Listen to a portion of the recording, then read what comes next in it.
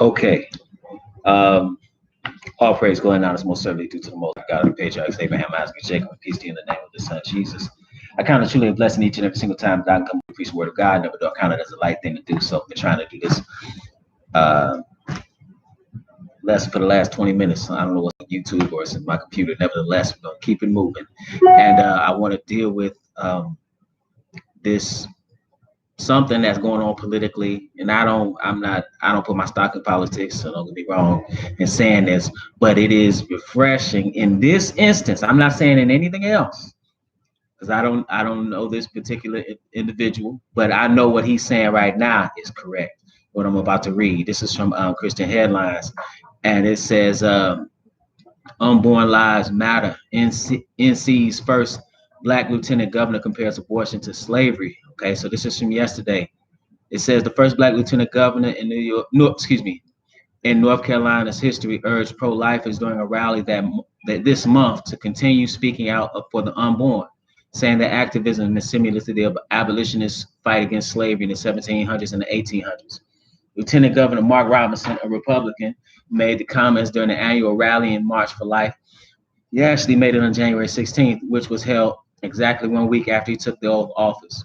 Robinson won election in November with 51% of the vote. He told the pro-lifers at the rally that life begins in the womb, and he is correct.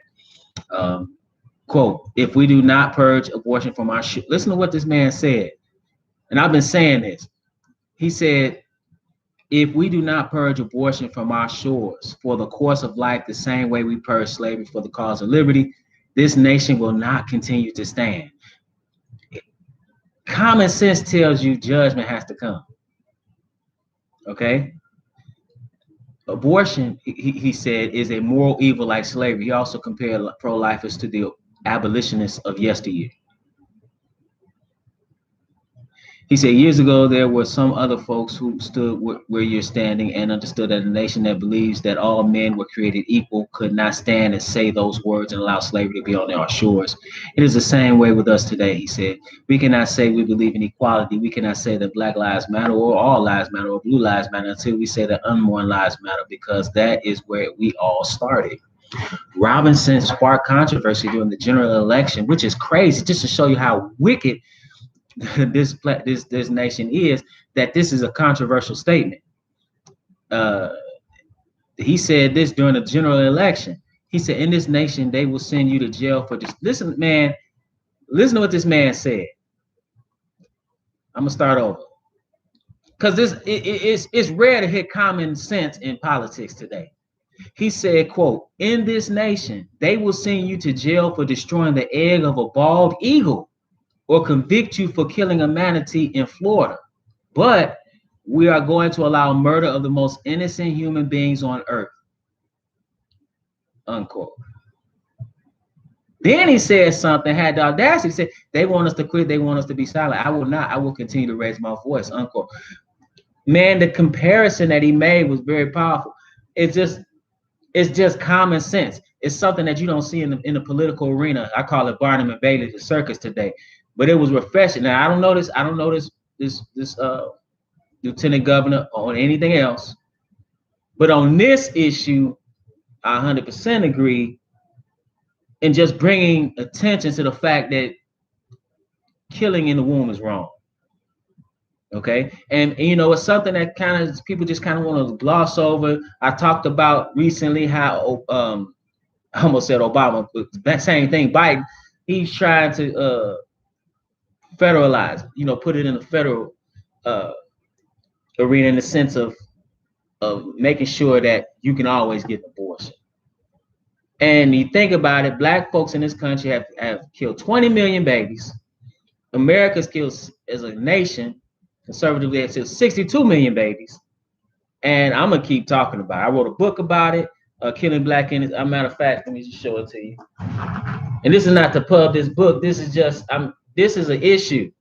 When I realized what we were doing to our progeny, what we were doing to our children, I was convicted in my very conscience. And this book is called killing black innocents, the program to control African American reproduction from slavery's end to the present day self-inflicted genocide. Abortion is the self-inflicted genocide. This book has over 100 sources in it. But I want to read some things out of the good book, out of the Bible, concerning the child in the womb. This is Psalms 139. I'm not gonna keep you long. I was just on just did Bible study on Zoom, so I'm not gonna keep you long, but I want to pick it up in Psalms 139th division and verse 13, because this is what some David said. He said, for talking about the Lord, he said, "For thou hast possessed my reins, thou hast covered me in my mother's womb." Now, he's talking about the Lord has done it. He said, "I will praise thee, for I am fearfully and wonderfully made. Marvelous are thy works, and that my soul knoweth right well. My substance was not hid from thee when I was made in secret and curiously wrought in the lowest parts of the earth." When he says the lowest parts of the earth, that's figured. He's talking about in the womb, brothers and sisters. Who knows? The Bible we talk about who knows how that's fashioned. Man, that's even beyond man. It's from God, and to go into the room and crush the baby's head and vacuum suck the baby out is evil. Psalms 127. I'm not gonna keep you long. I just wanted to point out what this particular politician had to say, and now that's a man when he said, listen, you can. You'll go to jail if you destroy the egg of a bald eagle, but no jail time. And I'm putting this in no jail time for you going to these abortion clinics and rip your baby out the womb. And our people, we've been some of the greatest purveyors of violence upon ourselves. Nobody want to talk about it though. Psalms 127. Let's pick it up at verse 3. Psalms 127 and verse 3. Because what are children? 127 and 3 reads, "Lo, children are an heritage of the Lord, and the fruit of the womb is his reward." This is the heritage of the Lord. It's on Amazon, brother Dwayne, and Barnes and Noble and other places. A lot of places where books are sold online. He said, "Lo, children are an heritage of the Lord, and the fruit of the womb is his reward." Okay. So the child is from the Lord. He said, "As arrows are in the hand of a mighty man, so are children of the youth." We looking at children as something to be slaughtered, as something to be killed, as a burden. Children are a blessing. Granted, you got to raise your children. You have to raise your children. And the Bible shows you how to raise them. The Bible is the guide to child rearing. And you want to bring them forth within the institution of marriage. That's another problem. 70+% of our children are born outside of wedlock. That's another problem. So they coming in fractured situations, but nevertheless, these children are the heritage of the Lord. It says, "And the fruit of the womb is his reward. As arrows are in the hand of mighty man, so are the children of you. Happy is the man that hath his quiver full of them. They shall not be ashamed, but they shall speak with the enemies in the gate." Let's go to the book of Jeremiah. Because one thing about it is you don't know who you're killing when you kill somebody in the womb. This is Jeremiah, the 1st chapter. Let's see what's said here. Jeremiah, the 1st chapter, we'll pick it up at verse 4. It says, "Then the word of the Lord came unto me." Now the me is here is Jeremiah, this mighty prophet. It says, saying, "Before I formed thee in the belly, I knew thee, and before thou camest forth out of the womb, I sanctified thee, and I ordained thee a prophet unto the nations." So you would be a prophet. So think about who you're killing. You think about all the ones that have contributed greatly to humanity, to the progress of the human species. They all came forth from the womb. But you didn't kill 62 million. You didn't kill 62 million. How many cures? How many inventions? How many truth tellers have you killed? You really think I'm really, I guess nothing shocks me now. When I look at people, I look at the world, but at the same time, common sense doesn't tell you you can't kill 62 million babies and think everything's gonna be all right. Are we cool? You better think again. As the man said, he said, if we do not purge abortion from our shores for the cause of life, the same way we purge slavery for the cause of liberty, this nation will not continue to stand. You don't see the wheels falling off? Better pay attention. And you don't know who you're killing in the womb. Back to this. This is, and peace to everybody that's in the chat. This is Galatians 1, and let's pick it up at verse 15. Now, this is Paul the apostle. Paul the apostle was shown great revelations from the Lord. We benefit even unto this day approximately. The Galatians was written between around 49 or 52 AD.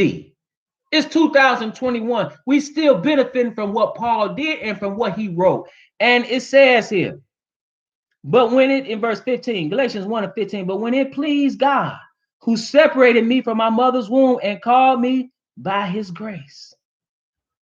Separated just like Jeremiah was separated, called him to do what? To be an apostle. One that had a message directly from God. He came forth from the womb. John the Baptist came from the womb. Moses came from the womb. And Jesus came from the womb. This is the last place, Isaiah the 49th chapter. Isaiah 49, peace to you, sister. Isaiah 49, and let's pick it up at verse 5.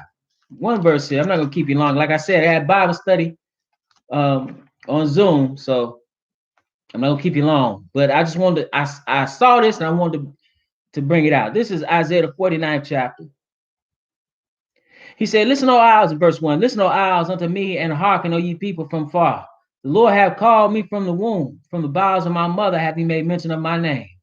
And he hath made my mouth like a sharp sword, in the shadow of his hand hath he hid me, and made me as a polished shaft, in his quiver hath he hid me. And said unto me, thou art my servant, O Israel, in whom I will be glorified. Then I said, I have labored in vain, I have spent my strength for naught, and in vain, yet surely my judgment is with the Lord, and my work with my God. Verse 5. And now said the Lord that formed me from the womb to be his servant. Now we're talking about the Mashiach or the Messiah here. It said to bring Jacob again to him. Though Israel be not gathered, yet shall I be glorious in the eyes of the Lord, and my God shall be my strength. And he said, it is a light thing that thou shouldest be my servant to raise up the tribes of Jacob and to restore the preserved of Israel. I will also give thee for a light to the Gentiles, that thou mayest be my salvation unto the end of the earth. So there's one that is a light to the world. The one that brought salvation unto the world came forth, who was God in the flesh, came through the womb of a woman. And they was trying to kill him. They was trying to kill him. Thinking about what you're doing today and killing your progeny. With that, brothers and sisters, I want to remind you, we at the Household of Faith meet every Sabbath at 5925 West 25th Avenue in Gary, Indiana at 1 p.m. Central Standard Time. We live stream right here on the Israel Teach YouTube channel, as well as at www.israelteach.org. We have Bible study every Wednesday night on Zoom, and the personal meeting ID number, it's at 7 p.m. Central Standard Time on Zoom, and the personal meeting ID number, we just had it, is 845-7108-8849. Again, that's 845-7108-8849. We also have a question and answer period every Friday at 8 p.m. Central Standard Time. It's also on Zoom, and the personal meeting ID number is 602-961-1318. If you've been edified through the ministry and would like to leave a donation, you can do so on our website. Again, www.israelteach.org. 100% of the proceeds go to the work of the ministry. In addition, brothers and sisters, there are books that are available that are written on Amazon. Into Egypt Began with Ships, The Pagan Origins of Christian Holidays, Hair Like Wool, Feet Like Burned Brass, The Color of Jesus and Burning Truths Concerning the Messiah, Killing Black Innocents, Program to Control African American Reproduction from Slavery's End to the Present Day Self-Inflicted Genocide, For Then Shall Be Great Tribulation in Defense of Biblical Polygyny, and another book that's been published, The Feast Days of God, A Shadow of Things to Come. That's also on Amazon right now. So those 7 books are available there. And with that, brothers and sisters, it's always my prayer that you will edify. I want to read this quote again. He said, in this nation, they will send you to jail for destroying the egg of a bald eagle or convict you for killing a manatee in Florida. But we're going to allow murder of the most innocent human beings on earth. Then he also said, and I'm going to leave you with this. If we do not purge abortion from our shores for the cause of life the same way we purge slavery for the cause of liberty, this nation will not continue to stand. I thank you for your time.